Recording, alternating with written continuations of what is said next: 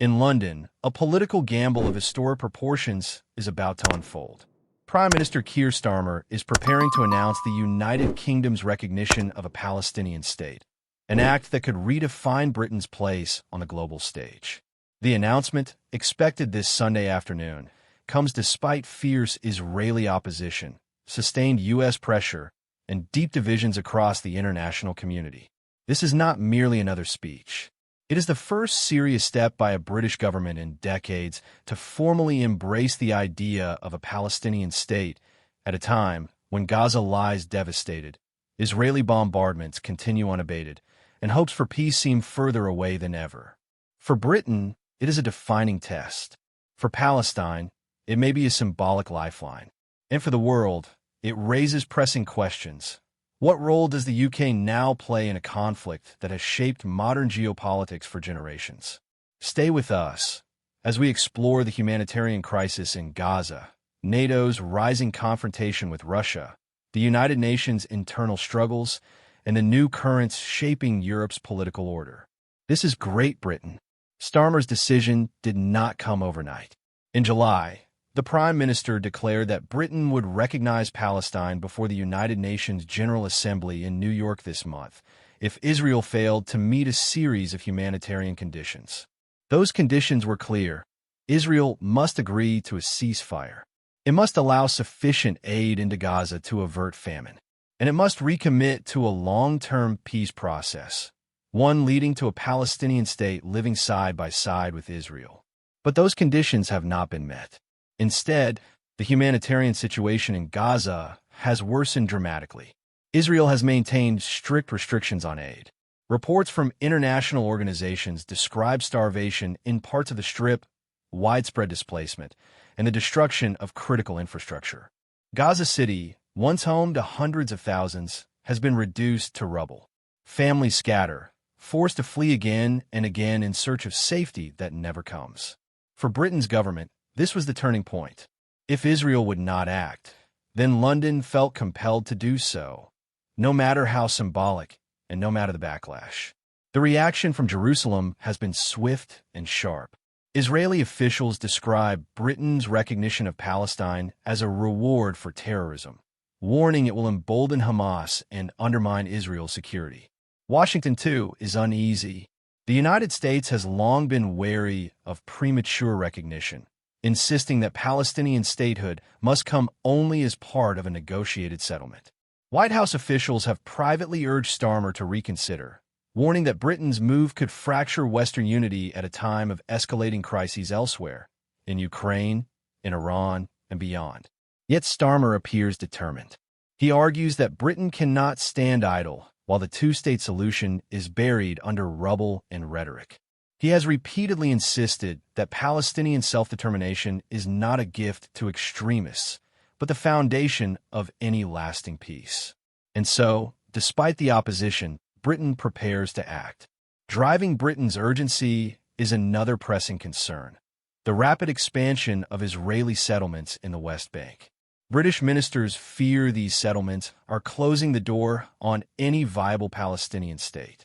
Each new construction erodes the land available for future borders. Each settlement entrenches a reality in which two peoples cannot coexist peacefully side by side. To London, the recognition of Palestine is therefore not simply symbolic. It is an act of resistance against what ministers see as the slow erasure of the two-state solution. Deputy Prime Minister David Lammy is expected to take a lead role in articulating this vision. In a statement, Lammy will emphasize that Britain's recognition assumes Hamas will have no role in a future Palestinian government. Instead, recognition is intended as a boost to more moderate voices, those still clinging to the vision of peaceful coexistence. But whether this message will resonate in Palestine, in Israel, or in Washington remains an open question. Britain's recognition of Palestine comes at a moment when Europe is already under extraordinary strain. Only days ago, British fighter jets flew their first NATO air defense sorties over Poland, part of Operation Eastern Sentry.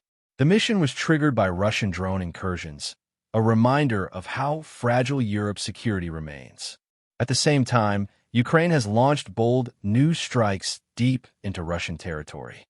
Ukrainian drones hit the Novo-Kuybyshev oil refinery in Russia's Samara region, a facility responsible for around 2.5% of Russia's oil refining capacity. Additional strikes hit oil pumping stations tied to Moscow's lucrative export system, infrastructure that funds the Kremlin's war machine. Ukraine's message is blunt. If Russia insists on targeting Ukrainian cities, Kyiv will target the economic arteries that fuel Moscow's aggression. In London, these strikes are viewed with cautious approval. They signal Ukraine's growing capacity to hit strategic targets, even as Western support remains essential to sustaining the war effort. But they also carry risks of escalation, retaliation, and widening instability across the continent. NATO, too, faces its own crises. Just last week, Russian fighter jets recklessly violated Estonian airspace, prompting NATO intercepts. It was a stark reminder that the Baltic states remain vulnerable, and that Russia is testing the alliance's resolve. For Britain, participation in NATO's air defense missions is not just about protecting allies. It is about demonstrating that the UK remains a cornerstone of European security, even after Brexit. From Poland to Estonia, the message is the same. Britain is prepared to act. Meanwhile, at the United Nations in New York, another drama unfolds. The General Assembly has voted to allow Mahmoud Abbas, the Palestinian president, to address world leaders via video link, after the United States refused him a visa.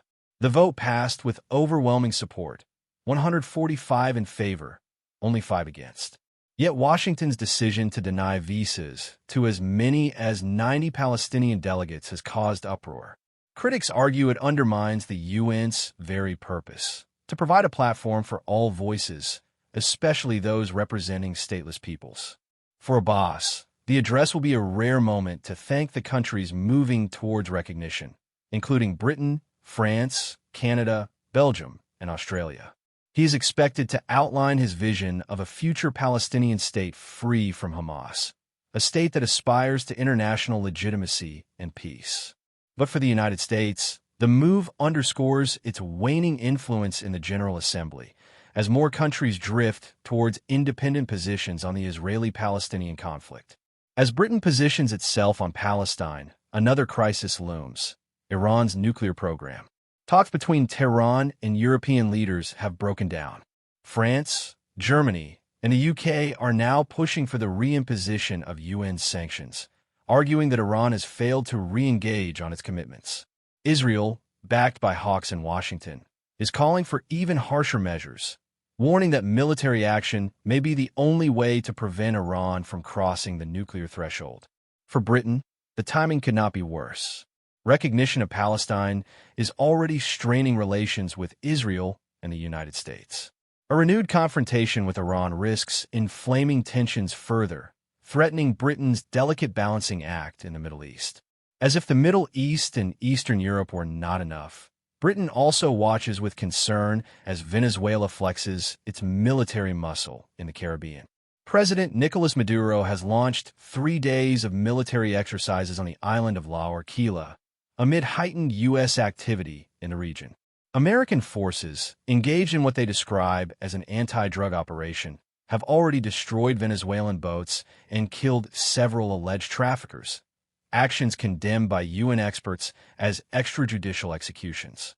The fear in London and across Europe is clear that Venezuela, like Ukraine or Gaza, could become another flashpoint in an already unstable world order. Beyond the battlefields and diplomatic chambers, another crisis is unfolding, this time in the courts of New York. 2 Chinese executives, Qingzhou Wang and Yi Chun, have been sentenced to 25 and 15 years in prison for trafficking chemicals used to manufacture fentanyl. Their company, a Marvel Biotech based in Wuhan, was found guilty of funneling vast quantities of fentanyl precursors into the United States, disguised as everyday goods. The case marks the first time U.S. prosecutors have directly charged Chinese companies for trafficking fentanyl ingredients into the U.S. itself, rather than through Mexico. For Washington, it is proof that Beijing bears responsibility for America's devastating opioid crisis. For Beijing, it is an act of political provocation, condemned as illegal and a violation of Chinese sovereignty. And for Britain, it is yet another reminder of how interconnected global crises have become, from drugs and crime to diplomacy and war. Against this backdrop, Keir Starmer's recognition of Palestine takes on even greater significance. It is not simply about Gaza. It is not simply about the West Bank. It is about Britain's willingness to carve out an independent foreign policy in a world where alliances are strained, wars are multiplying, and old certainties are collapsing. The risks are undeniable. Britain could alienate Washington. It could fracture relations with Israel. It could even embolden extremist voices that reject compromise. But the potential rewards are just as significant. Recognition of Palestine could position Britain as a moral leader at a time when the world seems paralyzed. It could restore credibility to the two-state solution, reminding the world that diplomacy, however fragile, is not yet dead. And so, as time approaches, the world waits. Will Britain's recognition of Palestine mark the beginning of a new chapter in international diplomacy? Or will it be remembered as a symbolic gesture, drowned out by bombs, rhetoric, and the relentless march of conflict?